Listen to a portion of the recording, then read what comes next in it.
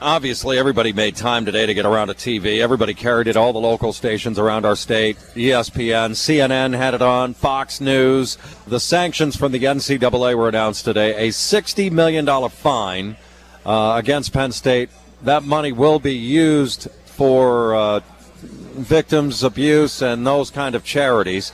$12 million over each of the next 5 years, Phil. 4-year postseason ban.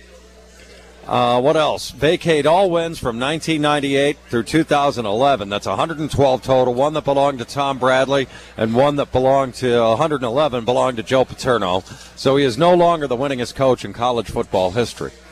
I think it went back to 298. Yes, and 409. I don't understand going back. I would have understood maybe going back to 2001. Don't understand going back to 1998. Because he was investigated in 1998 by Child Services. There was Sandusky. There was a police report. So I don't understand the logic for that type of a reduction. But that's a very minor point in this equation. Yeah, the NCAA said they used the free report as a baseline because it was sanctioned by Penn State. They have to go from 25, Penn State that is, from 25 to 15 scholarships over each of the next 4 years. That's 40 total. But when you use the math and equate the situation, it means you're only allowed to have 65 players on your roster at scholarship at one point in time. At a given time, and that will only change up to the 85 limit until 2018. Immediate eligibility for any player that wants to transfer that's on a current roster out of Penn State to go somewhere else. And we know of one already, Brian Gaia, the offensive lineman and defensive lineman from the Gilman School in Baltimore, Maryland, will either transfer to Michigan State or Rutgers. And they said it was a football-first mentality at Penn State. Unprecedented was the word we heard yesterday when they announced it. As far as a press conference this morning, it certainly is unprecedented ground. There is no doubt about that. Penn State did get good news this afternoon. About an hour ago, Ryan Snyder of Phil's staff says 2 players from the class of 2013 have recommitted.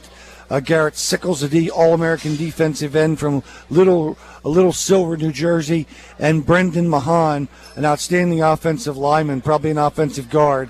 That was about 6'5", 315, from Randolph, New Jersey. 4 years without a postseason ban. The other thing about that, not only is it a tough thing to sell when you're out with recruits, you lose all that valuable practice time. No question about it. It's like a second spring practice. Let's go to Brian in Leesport, I believe. Brian, welcome.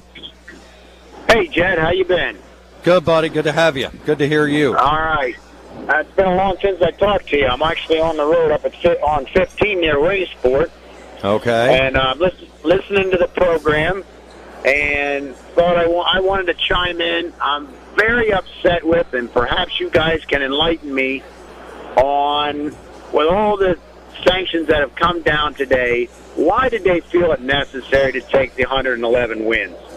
I'm not trying to undervalue the terrible circumstances and the tragedy that's happened, but to take away wins on the football field seems kind of vindictive to me. I don't disagree with you. I think it's a minor point. With all the other stuff that happened, today, Brian. And I don't understand why they took it back to 1998, but the reasoning given was that they said they took as gospel, and the final word on this situation as with the free report that went back to 1998. With the free report, and it has nothing to do with what took place and why these sanctions are in place in the first place anyway. I don't understand it, and I don't see what it does. I don't see it helps out anything for the victims that took place in this situation. Also, it should come to light, ESPN conducted an interview today with Rodney Erickson, Penn State president, who said he signed off and agreed with what they were going to hit Penn State with this morning, because otherwise there would have been a multiple-year death penalty where they'd have shut the program. When I say multiple-year, start at 2 years. So you can just imagine where that might have gone. Could they have shut it down for 4 years if Penn State said they were going to fight it tooth and nail? You never know. Speculative, but at least we're talking 2 years. And to me, that's one of the reasons why I think, one, I like the fact the decision came today and it's not going to linger into the 2012 season and linger beyond. But two, Yeah. you can't have the death penalty. And Phil and I were on opposite ends of the spectrum when it was just maybe a 1-year death penalty.